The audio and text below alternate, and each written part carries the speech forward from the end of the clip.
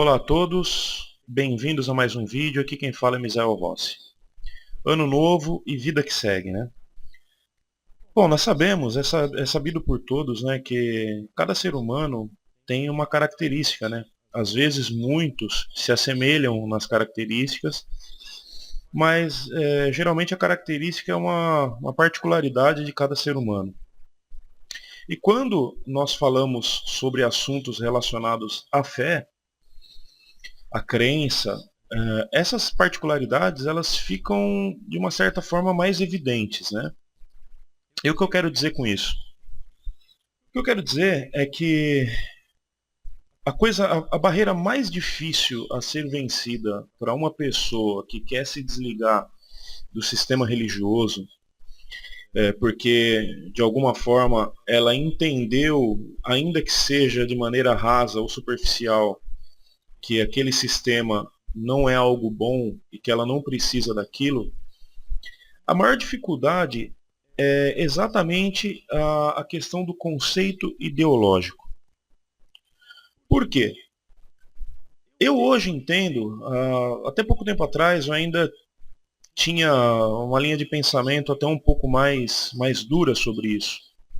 Eu achava que as pessoas que não abandonam um conceito, ainda que a contraprova seja evidente, ainda que as evidências sejam fortes, ainda que aquele conceito que ela tem seja fraco, seja raso, seja baseado totalmente na questão da crença e da fé, eu achava que a pessoa que ainda assim permanecia com esse tipo de conceito e ainda se agarrava a isso, era uma pessoa com falta de inteligência, uma pessoa preguiçosa, enfim, não que isso não seja verdade. Muitas vezes a pessoa tem preguiça mesmo. Porém, eu vejo hoje de uma forma, eu entendo hoje de uma forma um pouco diferente. Eu penso que abandonar um conceito relacionado à fé é de fato coisa para poucos. A pessoa precisa ter muita coragem para fazer isso. Usando até um termo vulgar, a pessoa precisa ter saco roxo. A pessoa precisa ter culhão. Não é fácil. A pessoa abrir mão de uma crença, de uma tradição, de algo que ela se nutriu, se alimentou durante uma vida ou durante parte de sua vida, mas foi algo que ela verdadeiramente acreditou, é muito difícil. Por isso que eu acredito que isso é para poucos. Isso é para poucos. A pessoa, na verdade, quando ela tem esse medo, é porque ela tem rabo preso com o conceito ideológico dela. Aquele conceito que enfiaram na cabeça dela lá atrás, isso não se aplica só na religião, isso se aplica como um todo, acredito eu. Mas falando especificamente de religião, falando especificamente de fé, que é o tema que eu mais abordo aqui no meu canal, a pessoa, quando ela tem um conceito ideológico e ela tem rabo preso com ele, ela não consegue enxergar outras coisas. E eu quero que vocês me entendam, eu não estou falando que as pessoas não devem ter conceitos ideológicos. É importantíssimo termos eles. Eu mesmo tenho os meus. Porém, eu cheguei num ponto da minha vida ao qual eu não me prendo a conceitos ideológicos. Hoje eu penso de uma forma, mas à medida que o tempo vai passando e você vai aprimorando o seu conhecimento e vai buscando mais conhecimento, pode ser que você mude o seu conceito, pode ser que você adeque ele, pode ser que você adapte ele, pode ser que você rejeite totalmente ele, ou pode ser que você permaneça com ele. Mas a diferença é que quem tem rabo preso com o seu conceito ideológico não tem nem coragem de colocar o seu conceito à prova. A pessoa não coloca o seu conceito à prova. Por quê? Primeiro, porque ela tem medo, como eu disse anteriormente. E segundo, porque ela está totalmente satisfeita. Ela está satisfeita do jeito que ela está. E em terceiro, que são para aqueles que já começaram a demonstrar uma certa insatisfação com o seu conceito ideológico, ela tem a questão da tradição. Então, ela sempre vai ter a raiz naquele conceito. Então, automaticamente, ela criou algo dentro daquele conceito que impede ela de prosseguir, de avaliar, de chegar num ponto e falar assim, poxa, faz tanto tempo que eu estou nisso, mas o porquê que eu estou nisso? Aí vem aquela frase já pronta que ensinaram para ela lá atrás, você está nisso porque isso é o caminho certo. Ah, você está nisso porque essa é a verdade. E a pessoa para e pensa, nossa, eu não posso confrontar essa verdade. Nossa, eu não posso bater de frente com essa realidade. Porque essa realidade é aquela que me nutre desde quando eu era criança, desde quando eu era adolescente, ou que me nutre desde a minha conversão, porque outrora eu era um bêbado, eu era um drogado, e hoje. Então são questões que são de extrema dificuldade para certos tipos de pessoas, né? Determinadas pessoas lidarem com isso. Por isso que eu digo que não é para qualquer um confrontar aquilo que você tem como base de fé. É para poucos. Poucos conseguem confrontar isso e ainda continuar exercendo uma fé. Porque muitos, quando começam a confrontar isso, ficam pelo caminho. As pessoas desistem, as pessoas entram em depressão, e uma série de coisas que acontecem. Até porque nós vivemos uma época onde o emocional do ser humano, eu não posso dizer de anos ao qual eu desconheço, mas desde que eu me conheço por gente, eu noto isso. Que a cada ano que passa o ser humano está com o emocional mais sensível. Hoje as pessoas se doem por qualquer coisa. Na nossa época, quem tem mais ou menos a minha idade, por volta de 36, 37, 40 anos, as pessoas lembram que na nossa época de escola, a gente xingava um amiguinho e o amiguinho xingava a gente e aquilo morria ali. Hoje, isso é considerado bullying. Por quê? Porque as pessoas estão num patamar de sensibilidade mais aflorado. Hoje, se a pessoa cruza, se você comete um erro no trânsito, você cruza a frente do carro, ou a pessoa cruza a frente do teu carro, isso é perigoso da morte. Hoje, na fila do supermercado, se você fizer alguma coisa ali, entrar na frente de alguém sem querer, é capaz de você apanhar. Então, as pessoas hoje, elas estão com o emocional totalmente abalado. Por isso que eu sempre faço questão, nos meus vídeos, de deixar claro que todo o conteúdo que eu posto aqui são pensamentos e ideias minhas. Até porque eu entendo que existem pessoas que de repente não estão prontos para ouvir determinadas coisas. Só que eu também, da mesma forma, eu tenho direito a me expressar. E a pessoa, ela precisa ter essa noção de que ela pode ou não estar pronta para ouvir determinadas coisas. Então, que isso fique bem evidente, essa minha forma de pensar. Que o maior inimigo para a pessoa chegar até a verdade é o conceito ideológico. E quando eu falo de verdade, não pensem vocês que eu estou dizendo aqui que eu detenho a verdade ou que eu já estou dentro da verdade, ou que eu alcancei a verdade. Muito pelo contrário, eu tenho uma forma de pensar diferente de muita gente. Eu penso que a nossa luta maior no dia a dia não é para você chegar à verdade. A nossa luta maior é para nos livrarmos da mentira. Por que eu entendo dessa forma? Porque eu penso que cada mentira que você destrói, cada mentira que você supera, você está um passo mais próximo da verdade. E eu entendo também que a verdade ela não vai ser manifesta através de nós buscarmos. A verdade ela vai se manifestar um dia, vai chegar uma hora que toda a humanidade vai ser tirada do engano. Vai acabar esse período de mentiras. Vai acabar essa era científica que mente, essa era política que mente, essa era onde nós somos enganados sobre quem realmente nós somos, o porquê estamos aqui. Isso tudo uma hora vai acabar. Eu penso dessa forma. Pode ser que outras pessoas não, mas eu acredito nisso.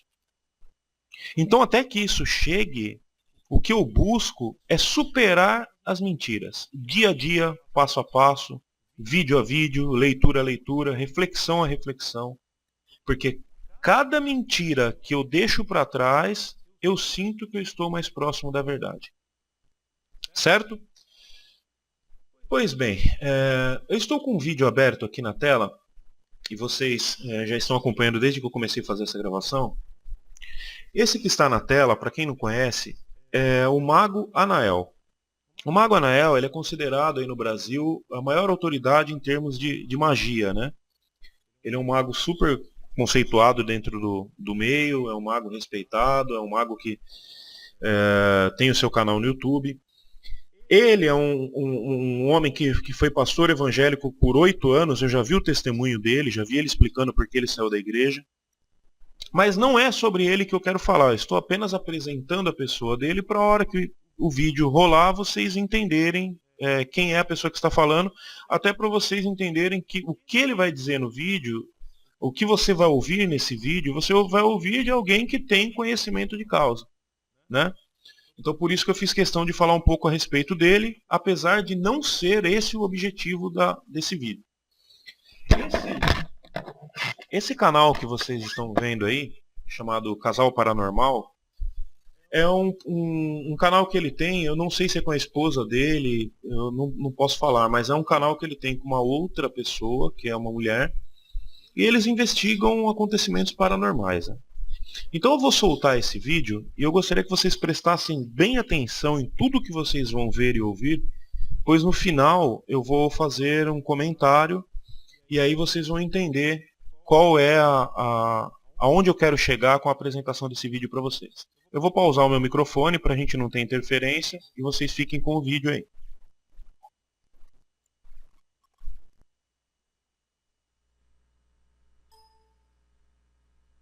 Essa sexta-feira 13, o Casal Paranormal veio até o Cemitério da Ressurreição. Esse cemitério lindo, um dos mais antigos da nossa região, onde existem várias pessoas famosas da cidade enterradas, famílias muito tradicionais aqui da nossa cidade, mas também esse cemitério é cercado por muitos mistérios. Hoje nós iremos apenas revelar 2 deles, porém, esse cemitério tem muita história e o Casal Paranormal veio até aqui decifrar e apresentar esse cemitério para você.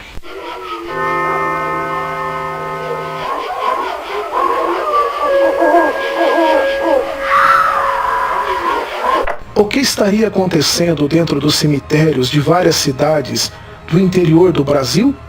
Misteriosamente, imagens de anjos estariam desaparecendo da noite para o dia. Isso seria um caso paranormal ou sobrenatural? Quais as explicações para este caso tão conturbado? Por que ninguém fala a respeito? Por que ninguém fala sobre isto? Porque às vezes os próprios administradores dos cemitérios escondem isto das famílias. Anjos caídos são conhecidos por darem àqueles que lhes adoram fortuna, amores e sucesso. É sobre isto que falaremos neste vídeo, o ritual do anjo caído. E disse Satanás: olhai todos os reinos do mundo e suas riquezas. Tudo isto te darei, porque me pertence, se tão somente prostrado me adorares. Mateus capítulo 4, versículos 8 e 9.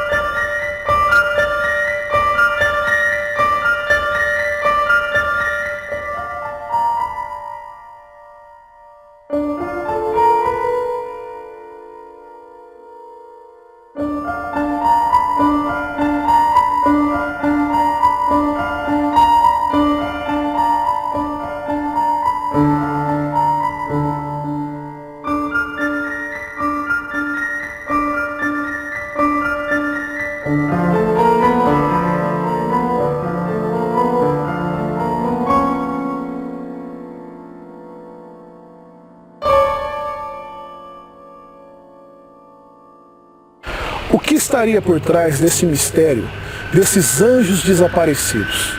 Dessas estátuas, dessas imagens, às vezes muito bonitas, verdadeiras obras de arte, simplesmente desaparecendo dos túmulos dos cemitérios do interior. Num dia, a família vem, faz visita ao túmulo, presta as suas flores, as suas homenagens, e no outro dia, quando volta, anjos iguais a este não mais se encontram no seu local de origem.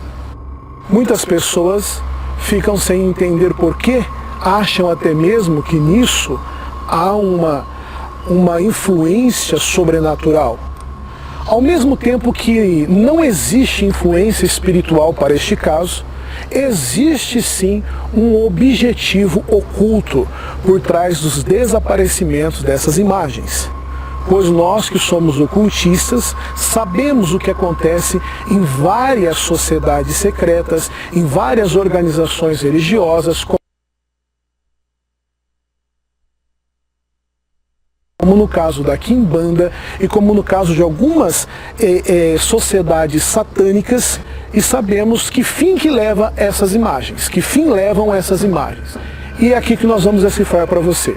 No meio de muitas ordens secretas, nós ocultistas sabemos que muitas ordens secretas, ordens religiosas, ordens ligadas à magia da mão esquerda, retiram de dentro dos cemitérios do Brasil todo essas imagens de anjos para realizar um ritual que se chama o ritual do anjo caído.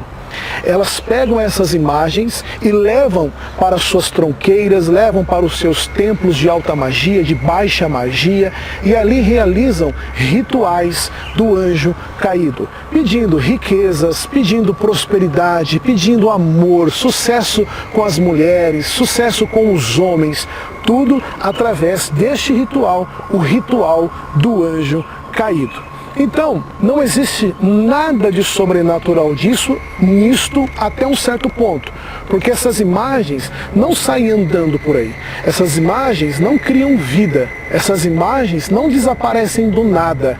Então este mistério não é sobrenatural, porém a razão em que elas são utilizadas, o intuito em que elas são utilizadas, o objetivo em que as pessoas invadem sorrateiramente, em forma de crime, cometendo um crime de furto, os cemitérios, é justamente um objetivo oculto. Por isso que nós estamos trazendo essa matéria para você. Essas ordens secretas que trabalham com a mão esquerda da magia, retiram esses anjos para realizarem este ritual, o ritual do anjo caído. E pedem riquezas, pedem prosperidade, pedem mulheres, pedem homens, pedem sucesso profissional. Muitos políticos usam este ritual do anjo caído para crescerem na vida política. Muitos artistas famosos já fizeram este ritual, o ritual do anjo caído. Mas quando você pega uma imagem igual a essa e leva para dentro do seu templo, leva para dentro da sua casa, primeiro que você está cometendo um crime. Isso é passível, digamos assim, de cadeia. Você pode vir a ser preso, você pode vir a ser presa. Isso é crime. E nenhuma religião, nenhuma ordem secreta ou discreta deveria apoiar esse tipo de atitude de espíritos obsessores. E esses espíritos têm energia. Se você leva isso para a sua casa pode sim se tornar uma casa mal assombrada. É uma egrégora totalmente diferente. Você está profanando aquilo. Aparentemente parece que está alcançando benefícios, alcançando ajudas. Esse tipo de magia pode se voltar contra você de uma forma de cobrança, e o espiritual irá lhe cobrar muito caro. Tenha certeza disso. Então esse tipo de anjo e outros que aqui nós já vimos pelo menos 100 anjos diferentes são retirados deste local e levados para realizarem o ritual do anjo caído. Um ritual secreto, um ritual pouco conhecido, um ritual apenas divulgado nos bastidores da magia.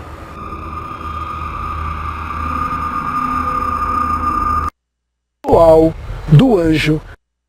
Tenha certeza disso.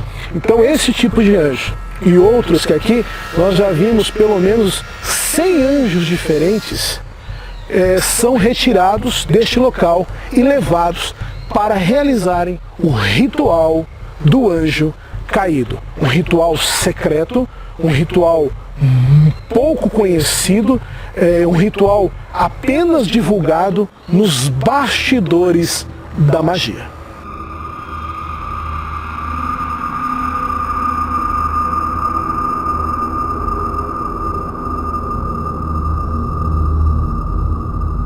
Hoje é sexta-feira 13 e dizem que gato preto dá azar.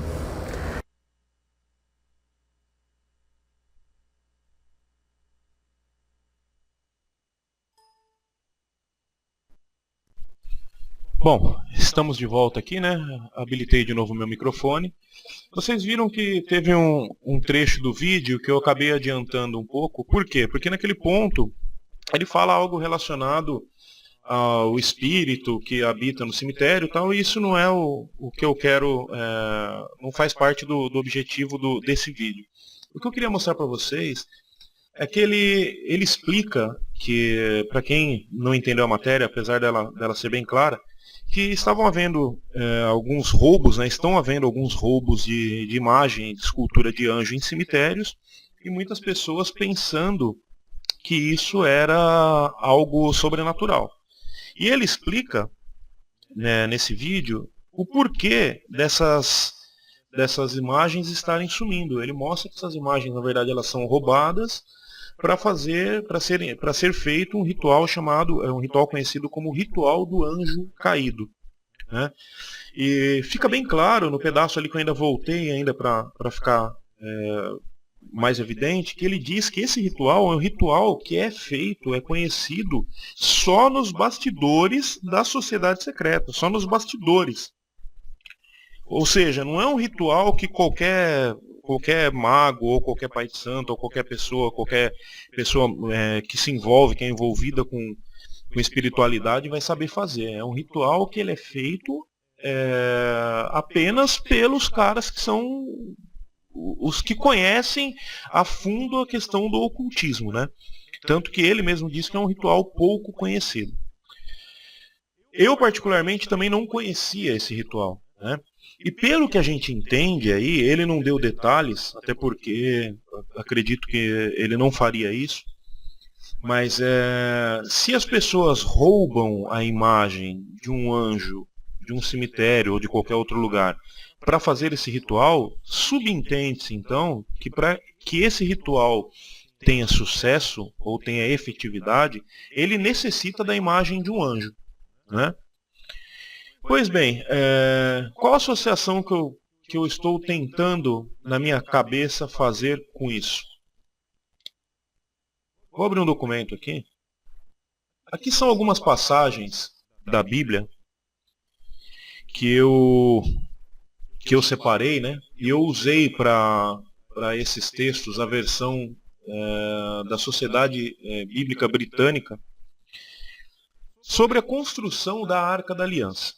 Desde que eu comecei a entender que o ser que falava com Moisés não era o verdadeiro Criador. Quando eu falo verdadeiro Criador, eu estou me referindo ao Criador que criou os céus, a terra, mas sim que era um ser poderoso, porém um ser falho, esse que falava com Moisés. Então eu não entendo que é aquele ser perfeito que o próprio Messias anuncia e fala sobre ele no Novo Testamento, ou na Nova Aliança. Eu comecei a pensar e refletir sobre algumas questões. Primeiro, quando é falado no texto, na construção da arca, que é para colocar 2 querubins na tampa dela, ali eu já entendi que não podia ser obra do Criador, porque o Criador não ia dar ordem para um ser humano fazer uma imagem de escultura, sendo que ele mesmo, teoricamente, ele mesmo disse que não era para o ser humano construir alguma outra imagem, né, pelas suas próprias mãos. E todos conhecem essa questão aí. Então, nesse momento eu entendi o quê? Somente o autor da obra pode assinar a obra, né? Então aquela assinatura, aquele desenho, aquela imagem de um anjo, demonstra que aquele ser que falava com Moisés era um anjo. E isso pode ser evidenciado logo no começo do livro de Êxodo, que aparece lá quando o ser aparece para Moisés no meio da sarça, é um anjo. A própria Escritura mostra isso daí, a própria Bíblia mostra isso daí. Em qualquer versão que você for pegar, a tradução vai ser a mesma. Tá? Mas enfim, eu já tinha em mente que a imagem do anjo na Arca da Aliança remetia ao verdadeiro autor da obra, ou seja, de anjo para anjo. Mas o que eu entendi, fazendo minhas pesquisas e chegando até esse vídeo que nós acabamos de ver, é que isso pode ter um outro significado. Tá? Isso pode ter um significado mais profundo. Para quem não lembra, na época da Arca da Aliança, a Arca da Aliança servia como uma espécie de portal para a presença do Criador. Ela foi colocada dentro de uma espécie de templo que eles fizeram lá, onde somente os sacerdotes entravam e faziam ali um ritual e a presença do Criador chegava naquele local. Certo? A presença do Criador, não, perdão, a presença de Deus, né, retratado na Bíblia como Deus, a presença do ser que falava com Moisés, se fazia presente naquele local. Então, a arca era uma espécie de elo de ligação entre esse ser e os homens. E isso se dava através de um ritual. Era necessário fazer um ritual onde somente aqueles que eram separados, ou seja, os sacerdotes, tinham a incumbência de exercer essa função. Para quem não sabe, só uma informação, no Canadá mesmo, os magos, que lá, para eles poderem ter eu não sei como que é o nome que eles falam, eu até esqueci, mas para eles poderem ter o local deles, para poder exercer magia e dar consultas e tal, eles têm que estudar até teologia, para eles poderem se tornar sacerdotes. Então isso é algo interessante. E nessa questão da arca, nós vemos o quê? Que os sacerdotes eram os que eram habilitados a ir lá fazer o ritual para a presença do ser que falava com Moisés ser manifesta. Então, nós vamos ler uns textos aqui, tá? Vamos começar aqui pelo capítulo 25 de Êxodo. Nós vamos pegar a partir do verso 10. Eu separei alguns versículos, depois quem quiser aí que leia todo o capítulo. Êxodo 25, verso 10. Farão uma arca de madeira de acácia, de 2,5 cúbitos será o seu comprimento, de 1,5 cúbito a sua largura e de 1,5 cúbito a sua altura. Verso 17. Farás também um propiciatório de ouro puro, de 2,5 cúbitos será o seu comprimento, de 1,5 cúbito a sua largura. Verso 18. Farás 2 querubins de ouro batido os farás, nas 2 extremidades do propiciatório. 19. Farás também numa extremidade e outro querubim noutra extremidade. De uma só peça, com o propiciatório, fareis os 2 querubins nas 2 extremidades dele. O propiciatório, gente, é a tampa que cobria a arca, certo? Verso 20. Os querubins estenderão as suas asas por cima do propiciatório, cobrindo-o com as asas e tendo as faces voltadas uma à outra. As faces dos querubins olharão para o propiciatório. Porás o propiciatório em cima da arca, e dentro da arca porás o testemunho que te hei de dar, ou seja, a lei. Ali virei a ti, e de sobre o propiciatório, do meio dos querubins que estão sobre a arca do testemunho, falarei contigo a respeito de todas as coisas que eu te ordenar com relação aos filhos de Israel. Eu vou ler de novo esse verso 22, tá? Ali virei a ti, e de sobre o propiciatório, do meio dos querubins que estão sobre a arca do testemunho, falarei contigo a respeito de todas as coisas que eu te ordenar com relação aos filhos de Israel. Então esse verso mostra com clareza qual era o objetivo dos 2 anjos sobre o propiciatório. Era do meio dos querubins que ele surgiria e falaria com, no caso, Moisés, a respeito de todas as ordenanças sobre os filhos de Israel. Eu separei mais aqui abaixo o Êxodo capítulo 37, que também, na verdade, é uma repetição da descrição da arca, né? Tá? É uma repetição, fala exatamente a mesma coisa que nós lemos acima. E aqui abaixo, eu quero mostrar para vocês algo que está escrito em Romanos, capítulo 7, a partir do verso 4. De modo que, meus irmãos, também vós fostes mortos à lei pelo corpo de Cristo, para pertencerdes a outro, aquele que foi ressuscitado dentre os mortos, a fim de que dessemos fruto a Deus. Pois quando estávamos na carne, as paixões do pecado que havia pela lei operaram em nossos membros, a fim de darem fruto à morte. Mas agora, desligados estamos da lei, por termos morrido para aquilo em que estávamos presos, de sorte que sirvamos em novidade de espírito e não na velhice da letra. Eu não vou me estender além disso nesse vídeo. Eu acredito que muitas pessoas já entenderam. Eu só vou encerrar esse vídeo com essa imagem. Obrigado por terem assistido e até a próxima.